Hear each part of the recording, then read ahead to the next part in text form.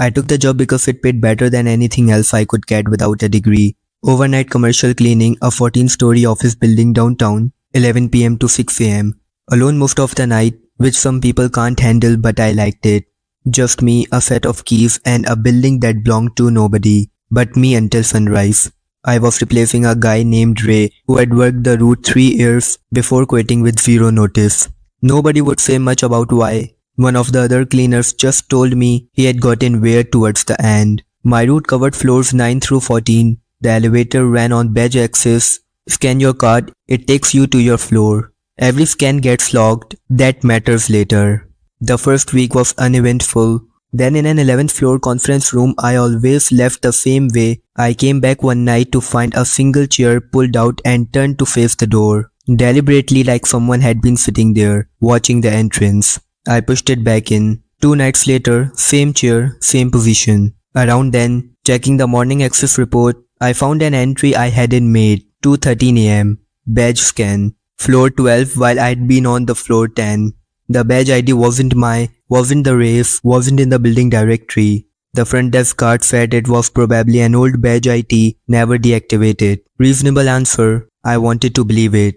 About 2.5 weeks in, vacuuming that same hallway around 2 a.m., I looked up towards the glass conference room at the far end. A man was standing inside. Jacket, arms at his sides, completely still, facing my direction. The kind of still you hold when you have already noticed someone and you are choosing not to react. I called out, no answer. I started walking towards him, and the hallway lights ahead of me didn't switch on the way they should have. He was standing just outside the motion sensor's range, close enough to watch me clearly, positioned exactly where the fixture couldn't catch him. That's not an accident, that's someone who already knew where the blind spot was. I stopped. Neither of us moved. Then behind me, a second elevator chimed, one I hadn't called. I didn't wait to see who called it. I left by the stairwell and didn't slow down until I was 2 floors below. The log the next morning confirmed it. 2:09 a.m. Badge scan, floor 12 elevator call, same unassigned number. I asked around more carefully about Ray after that. An older security guard admitted Ray had complained more than once about a man he kept running into up there. Someone never on any tenant list, who always seemed to know exactly which rooms Ray hadn't cleaned yet. Ray asked to be reassigned. When that got denied, he quit within the week. I filed a report with the building security. They pulled the hallway camera for that stretch of floor 12. For about 90 seconds around 2 a.m., the feed just cut to static.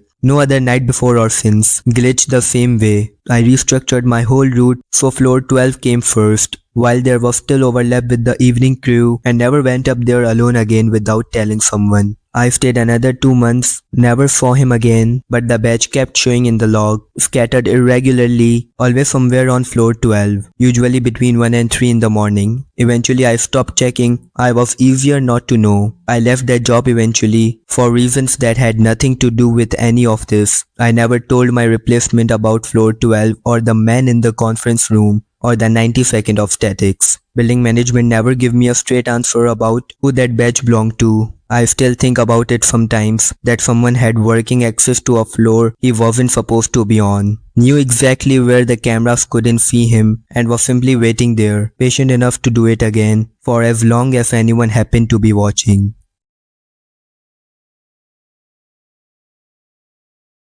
It was just past 9 p.m. and I just to grocery store.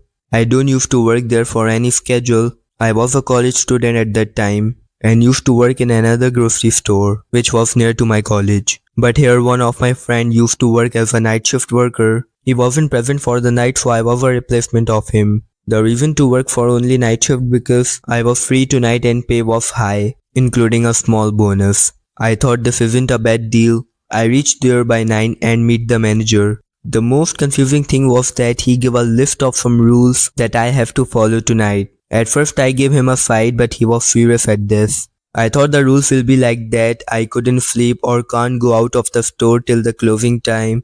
I take the list and staff and manager left. At this time I was completely alone in the store. I thought I should check the list even though I probably knew what instructions will be given inside of it, but the instructions was completely different from my expectations. There were 4 to 5 rules that I have to follow. Don't unlock the door for anyone. Don't be scared if any statue seem to move on their own. If someone calls my name, simply ignore it. If someone is behind me, don't look back. And when I am done, just simply walks out and then left. I simply laughed after reading these rules. I said, if I am in any paranormal space, and simply throw it in the trash. But this was the biggest mistake of mine. I should follow the rules. At first nothing happens. A few customers arrive. I received it and my shift was going smoothly, but soon as the clock strikes 11 p.m, some strange things started happening. The light right above the counter started flickering, and this wasn't any electrical issue. The mannequin started moving from their own even though I never touched it. I thought maybe my mind is just hallucinating and nothing, but I was wrong. I saw a shadowy figure at the last of third from the counter. I checked it but there was nothing, and eventually the electricity gone. Now it was fully dark and I was alone at that time at a grocery store. I went into the power room and luckily I fixed it. I thought maybe any beggar has entered the store, so I thought I should check the whole area.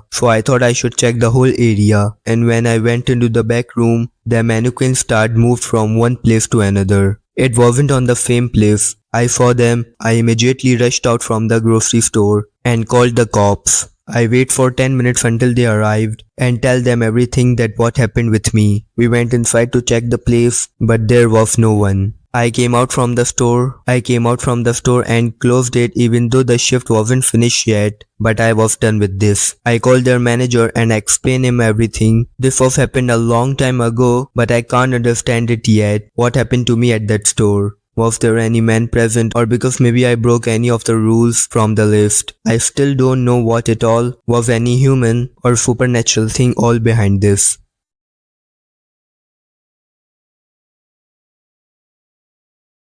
I always worked the closing shift at a local pizza shop. This was happened when I was 19. This pizza restaurant was out of now here, so I would just used to roam around. After 8 p.m. I was usually alone. I don't have any car, so I normally walk home after midnight. I wish I should have a car at that time. Being alone at this time at restaurant makes me more uncomfortable, but my boss told me to call him if I face any issue. One night after 9 p.m, a man came in the restaurant. He was extremely dirty, smells terrible, and looks much older than me. His behavior was strange. He was copying me every single time. He eventually orders pizza and wings and sits down.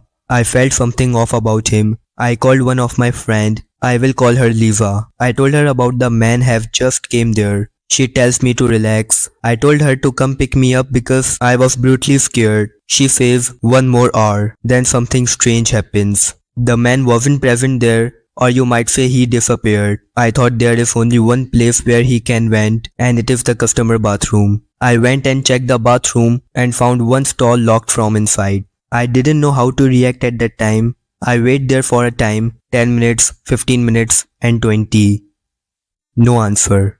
I finally decide to knock the door and ask him how much will he takes more to do his job. I paused there for a second and then I finally knocked the door. A voice came from inside saying, 1 more hour, Lisa. The moment I heard this terrified me even more. I ran outside and find a couple entering the restaurant. I tried to act normal. I got some relief. The man came from the bathroom, grabbed his food and finally left the place. I thought finally the nightmare is over now. They ordered the food. I simply gave them and eventually they left. I went in the back room and checked all things to close it. I was just done after closing the restaurant when I saw him, the same strange man standing in the parking lot, staring straight towards me. I didn't know what to do. This man was just copying me and following me. I somehow managed to hide behind a water cooler in the near. I immediately called the cops. Till the time they came, I was just praying that the man shouldn't have seen me. After 10 minutes, they arrived. At first they checked full area but found no one, not even a footprint. I just tell them to take me home. After reaching the house in the bed, I was just thinking that how could he can copy and listen me because I wasn't talking on the counter at the time. I was at the back room. In the morning when I reached the restaurant and I got the camera footage of the last night, which literally creeped me out. I saw that while I was talking, the man entered the room and standing right behind me. He would hear everything that I was saying to my friend. He didn't do anything to me, but didn't even do anything after entering the room. Scares me even more to this day.